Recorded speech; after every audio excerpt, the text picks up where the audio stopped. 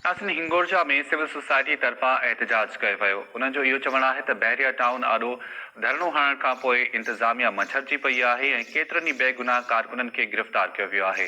उन्हनि जो मुतालबो आहे त फौरी तौर ते बेगुनाह कारकुननि खे आज़ादु कयो वञे।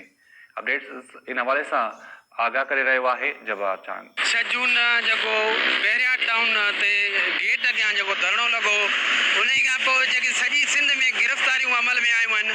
अॼु हिते हिंगोरजा में सिविल सोसाइटी ऐं ॿियनि क़ौमी कारकुननि जेको एहतजाजी मुज़ाहिरो कढियो आहे। अचो त हिननि खां पुछूं हिननि जो वधीक उन बारे में छा चवणु आहे। सभिनी खे सम्झणु घुरिजे उहे मनसूबाबंदी तहत सिंध जे वसाइल ते ऐं हेठिए तबिके जे वसाइल ऐं ते कब्ज़ा करण जे लाइ हिकिड़े प्री प्लान जीअं उनजो हिकिड़ो मां मिसाल ॾियांव। जॾहिं ज़ुल्फ़िकार भुट्टे जे मुक़ाबले में नवाज़ शरीफ़ खे आंदो वियो त रियाज़ मलक खे लाहौर में लॉन्च करे लाहौर जूं वसंदियूं ते कब्ज़ो कयो वियो। उन खां पोइ वरी ज़रदारी खे मनसूबाबंदी तहत सिंध में आंदो वियो ऐं सिंध में अचण खां पोइ रियाज़ मलक खे सिंध में लाथो वियो सिंध जे वसंदियुनि ते कब्ज़े करण जे लाइ। टे मरहले में जॾहिं इमरान ख़ान खे आंदो वियो त इन ई रियाज़ मलक खे इस्लामाबाद खणी उतां जे पार्कनि उतां जे नदियुनि ते कब्ज़ो कयो वियो। सुजागी जो दौरु आहे, हिननि जी ग़लतफ़हमी आहे त जीअं 1900 जेको अंग्रेज़नि जो दौरु हुयो, अंग्रेज़नि जीअं हितां जे माण्हुनि खे इस्तेमालु करे कब्ज़ा कया। हाणे चवनि था ज़रदारी इमरान ख़ान जे ज़रिए GD ऐं फलाणनि जे ज़रिए कब्ज़ो करे असांजे वसाइल ते कब्ज़ा कया वेंदा। इहा हिननि जी भुल आहे। 6 जून खां वठी उन खां अॻु में बि जेके एहतजाजी तहरीकूं सिंध ऐं सिंधी क़ौम जेको आहे हयूं आहिनि। असां इन गिरफ़्तारियुनि जी सिंधी कारकुननि जी क़ौमी कारकुननि जी अॻुवाणनि जी हिननि जी सख़्तु लफ़्ज़नि में मज़ामत कयूं।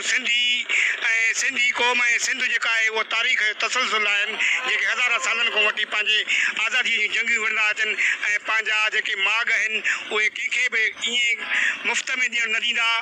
छो त उन्हनि ते हक़ु जेको आहे उतां जे मक़ामी माण्हुनि जो आहे, सिंधी क़ौम जो आहे, जंहिंजी उहे ज़ाती मिल्कियतूं आहिनि, हज़ारनि सालनि खां उते आबाद आहिनि ऐं उन्हनि खे त्राहे पट कयो थो वञे। ऐं इहे जेके नाजाइज़ ऐं गैर क़ानूनी जेके आहिनि सिंध मनसूबा उहे पंहिंजे हिन तहरीक जे थ्रू जेको आहे मुखालफ़त था कयूं। हे असां सां ईअं सम्झो याजूज माजूज वारो असां सां ज़ुल्म आहे, वॾो ज़ुल्म आहे असां सिंधियुनि सां वॾो ज़ुल्म आहे। पर इनशाअल्लाह झुकंदासीं कोन, सिर ॾींदासीं पंहिंजो, मरंदासीं पर झुकंदासीं कोन। असीं सम्झूं था त इहे जेके बि मेगा प्रोजेक्ट आहिनि इहे कंहिं न कंहिं तरीक़े सां इन्हनि जे हितां जे मक़ामी धुरियुनि खे, जंहिंमें मलिक रियाज़ अची वियो, हितां जी मक़ामी हुकूमत पीपल्स पार्टी ज़रदारी अची वियो, पघारदार माण्हू आहिनि जिन अॻियां करे पंहिंजा मफ़ाद हासिल करणु चाहे थी। का प्लानिंग आहे, मनसूबाबंदी। असीं सम्झूं था त इहे सॼी शतरंज इहे सॼी मनसूबाबंदी सजायल आहे त जीअं उहो पंहिंजो पाण खे इस्तेहकाम बख़्शे सघे। असां चवंदा त असांखे अहिड़ी तरक़ी नथी खपे जंहिंजे नाले सां असांजे क़दीम तारीख़ खे, वसंदनि खे, हितां जे ॻोठनि खे जेको आहे मसमार कयो वञे, मसमार करण जी नाकाम कोशिशि कई थी वञे। असां चवंदा त हीउ जेको तव्हां हितां मेगा प्रोजेक्ट्स जे नाले ते धारी आबादकारी जेको आहे हिते सेटल करे रहिया आहियो ऐं सिंधी क़ौम खे अक़लियत में तब्दील करण जी नाकाम साज़िश रचे रहिया आहियो, इहा बंदि कयो।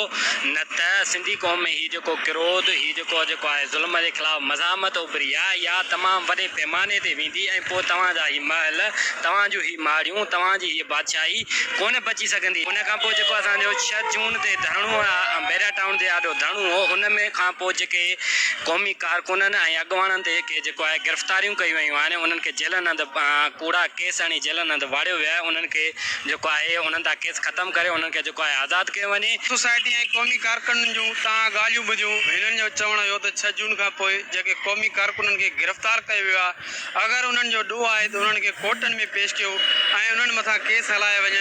हिननि जो इहो बि चवणु हुयो त बहरिया टाउन ऐं ॿिया जेके मेगा जेके प्रोजेक्ट आहिनि उन्हनि खां असीं मनसूबा उहे कॾहिं बि कामयाब थियणु न ॾींदासीं।